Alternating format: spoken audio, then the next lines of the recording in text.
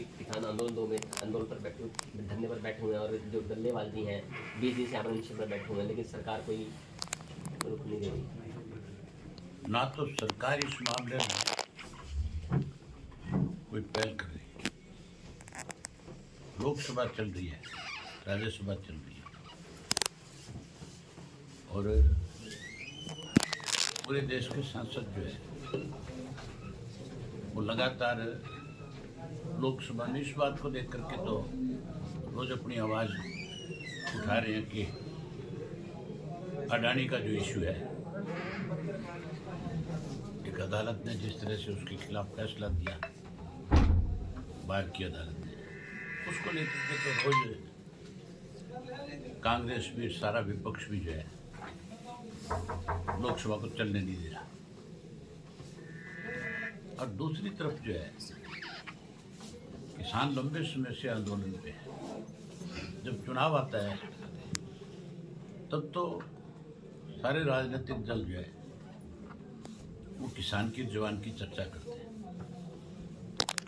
अब जब समय उसकी आवाज़ को उठाने का, उसकी लड़ाई को लड़ने का, उसके हक उसको दिलवाने का, तो आज सारा विपक्ष मौन है, चुप है, कोई बोलने वाला नहीं है। जो कांग्रेसी सबसे ज़्यादा हरियाणा में चिल्लाते थे, जो कांग्रेस में चिल्लाते थे, आज कांग्रेस के सांसद पंजाब में है, हरियाणा में भी 5 है। एक ने भी एक दिन किसानों के हक की बात नहीं की। एक ने भी ये नहीं कहा कि बॉर्डर के ऊपर कितने किसान आत्महत्या कर चुके, कितनों को समय समय पे पुलिस ने इंजर्ड किया है, लाठी चार्ज किया है, उनकी बात सुनने के बजाय उनको दबाया जा रहा है। हरियाणा की सरकार किस तरह से उनसे जाति कर रही है, उनकी सड़कें बंद कर दी गई है, उनको आगे जाने नहीं दिया जाता। हर आदमी को ये अधिकार है कि वो दिल्ली जाए, लेकिन किसान को, जो इस देश की पहरेदारी भी करता है, जो इस देश का अन्नदाता भी है, उसके लिए बॉर्डर बना दिए गए, उसके लिए जगह निर्धारित कर दी गई कि इससे आगे कदम रखोगे तो गोलियों से भून दिए जाओगे, मार दिए जाओगे। इंडियन नेशनल लोकदल पार्टी हमेशा किसानों की लड़ाई लड़ी। चौधरी देवीलाल का लगाया हुआ पौधा है। उन्होंने अपने जीवन में सत्ता में रहते हुए तो किसान और मजदूर की मदद करी, और सत्ता से बाहर थे अगर उनको इनके किसान और मजदूर की अनदेखी करता था तो उस सरकार के खिलाफ मोर्चा खोल देते थे। हमने भी पिछला जो आंदोलन था, उस आंदोलन में एक एक कार्यकर्ता ने इंडियन नेशनल लोकदल पार्टी के ने उस किसान आंदोलन का न केवल हमने समर्थन किया बल्कि उसका हिस्सा थे। उनके बीच में रह करके उस आंदोलन को मजबूत करते थे। एक समय ऐसा भी आया था कि मुझे जब बॉर्डर पर बैठे किसान नेताओं की तरफ से ये कहा गया कि भी आपको कोई बड़ा कदम उठाना चाहिए, मैंने इस्तीफा दिया और इस्तीफा दे करके उनकी लड़ाई लड़ी, उनके बीच में रहकर। आज ऐसे हालात हैं कि स्वयं हमारी पार्टी के कोई दूसरा जो है आज उनके पक्ष में बोलने वाला भी नहीं। जहाँ मैं आज उनके स्वास्थ्य की जानकारी लेने जा रहा हूँ, वही उनसे और बहुत सारी चर्चाएं करूँगा और उनसे कहूँगा कि आपने जो अनशन किया है, आप इस पर विचार करो। अनशन से अगर ये सरकार झुकने वाली होती, मानने वाली होती, तो फिर आप अकेले नहीं, आपके साथ हजारों लोग बैठ सकते। ये तो जब कोई किसान मरता है तो इन्हें खुशी मिलती है। 5 लाख से ज़्यादा किसान जो है भाजपा और कांग्रेस के राज में आत्महत्या कर चुका है। अगर इस बात से सरकार की आंख खुलती तो इस आंदोलन को बड़ा करने की जरूरत है, इसको और अच्छे ढंग से लड़ने की जरूरत है। किसान नेता जो 1 वर्ष तक हरियाणा के बॉर्डर पर बैठे रहे 13 महीने, आज कहाँ हैं? क्या आज उनको फिर से एकजुट होकर के इस लड़ाई को आगे नहीं लेकर के जाना चाहिए। ये अकेले पंजाब के किसान की लड़ाई नहीं है। जो एमएसपी की डिमांड है वो पूरे देश के किसान की है। हमारा जो मुख्यमंत्री है रोजाना कहता है कि हम सारी फसलों पे एमएसपी दे रहे हैं, 24 फसल पे दे रहे हैं। इससे बड़ा झूठ क्या हो सकता है? किसान के धान की फसल के पूरे पैसे नहीं मिले, कटौती की गई उसमें। पहले 250 से 300 रुपये साल के लगते थे, अब की बार तो 500 से भी ज़्यादा रुपया किसान से दिया गया। आज खाद नहीं है, बीज नहीं है, कीड़े मार दवाइयाँ नहीं है, सारी चीज़ नकली बिक रही है मार्केट में। और मुख्यमंत्री जो है हंसता है, आप जैसे साथियों से बात करते हैं, कहता है पंजाब के मुख्यमंत्री को इन किसानों से बात करनी चाहिए, एमएसपी देनी चाहिए। हमारी सरकार होती आज तो किसी भी किसान को पंजाब के बॉर्डर पे बैठने की जरूरत नहीं होती। हम बाकायदा तौर पे दिल्ली तक सरकार की तरफ से भेजने का काम करते और हर तरह की किसान की मदद करते, उसको किसी किस्म की दिक्कत नहीं आने देते।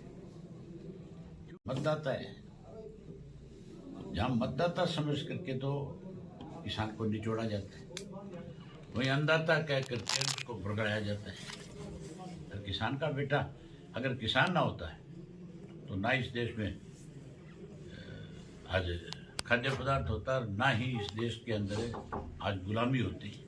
देश की आज़ादी में सबसे बड़ा योगदान है तो किसान का है। आज अगर देश की सीमाओं की पहरेदारी कोई करता है तो किसान का बेटा करता है। आज सबसे ज़्यादा बलिदान कोई देता है तो किसान का बेटा देता है। तो क्या किसान सिर्फ मरने के लिए पैदा हुआ है?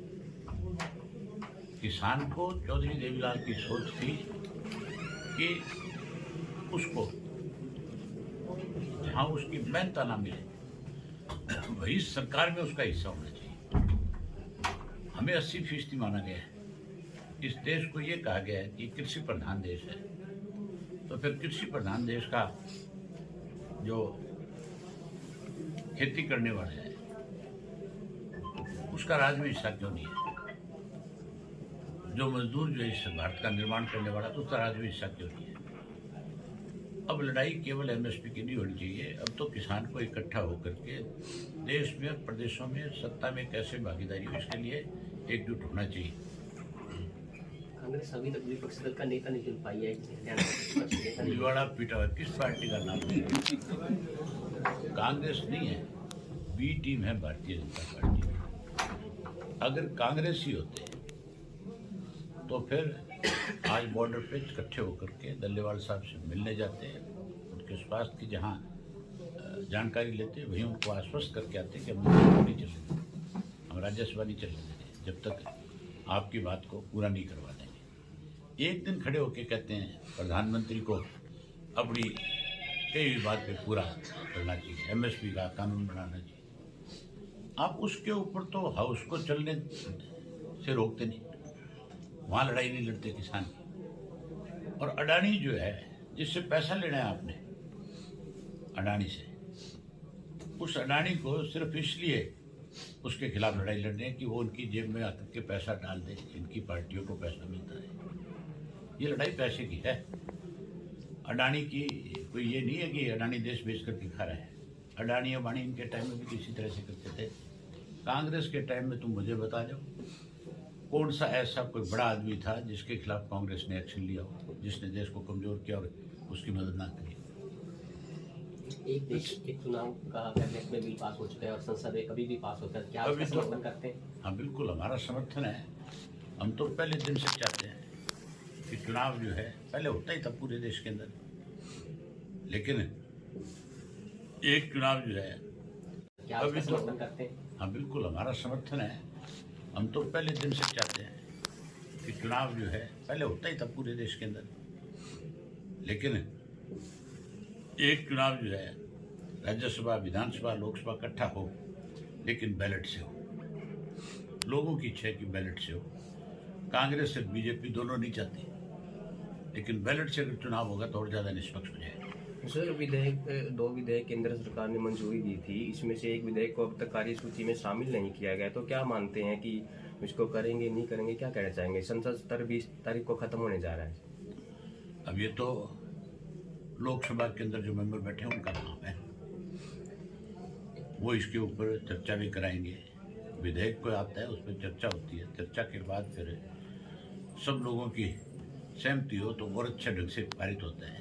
कई दफ़ा कमेटी के पास वापस चला जाता है, कई दफ़ा विधायक वापस भी लेने पड़ते हैं। बीजेपी सांसद राकेश पठानिया ने बयान दिया है कि किसान आंदोलन बहुत बंद बेहुदा है। आदमी और घटिया आदमी है। एक सांसद को बोलने की तमीज होनी चाहिए। उसको ये पता नहीं है बहन बेटियों के बारे में क्या बोलना है, अन्नदाता के बारे में, किसान के बारे में क्या बोलना है। जो व्यक्ति इस किस्म की भाषा बोलता है उसका सोशल बाइकाट होना चाहिए। मैं तो कहता हूँ किसी गांव में अगर जाए, किसी शहर में किसी नागरिक को मिले तो उसको उससे सवाल पूछना चाहिए कि तुझे इस बात की छूट किसने दी है कि तुम किसी भी महिला के प्रति इस तरह की टिप्पणी कर देगा। मुझे अगर मिला तो बाकायदा तौर पे उससे पूछूंगा कि तुझे किसने छूट दी। और मैं तो ये कहूँगा कि इस तरह की भाषा बोलने वालों के खिलाफ राजनीति से ऊपर उठ करके लोगों को सोचना चाहिए। सर बीजेपी सरकार भ्रष्टाचार कहते हैं कि हमने कम कर दिया, खत्म कर दिया। अभी हाल में एक नया मामला है, उनकी उपाध्यक्ष सोनिया आप अग्रवाल खुद को कह रहे हो पकड़ साथ में तो बीजेपी भ्रष्ट है, साथ में नहीं सर, नहीं कह रहा। बीजेपी ये कह रही है कि हमने खत्म कर दिया है। अब उनकी कौन सी उपाध्यक्ष बीजेपी कह रही है? बीजेपी तो भ्रष्टाचार की जननी है, खत्म नहीं किया, इसने तो रेट बढ़ा दिए। हर साल रेट बढ़े इनके राज में। अभी उनकी एक उपाध्यक्ष है जो पकड़ी गई, उनका पीए जो पकड़ा गया 1 लाख की रिश्वत लेते हुए, इस बारे में सर क्या कहना चाहेंगे? किस तरह तो इस बेचारी के बारे में क्यों पूछता है? तो ये पूछ भी उनके राज में जिन्होंने 4.5 साल लूट मचाई, ये उनको क्यों नहीं पकड़ रहे? ये इनको इसलिए नहीं पकड़ते कि ये खुद उनके साथ शामिल थे। भूपेंद्र सिंह हुड्डा ने 10 साल लूटा इस प्रदेश में, हमने उसके खिलाफ चार्जशीट दी, उसके खिलाफ कार्रवाई क्यों नहीं है? हम इस पे विचार कर रहे हैं, हम कोर्ट में जाएंगे। तीसरी बार सरकार आई है और 2 माह पूरे हो चुके हैं, तो उनके कार्यकाल को किस प्रकार देखते हैं? अरे भाई, तीसरी बार की सरकार है, 2 माह की क्या बात है? 10 साल लूटे, अब 5 साल और लूटेंगे। तुम 10 साल में खुश थे क्या?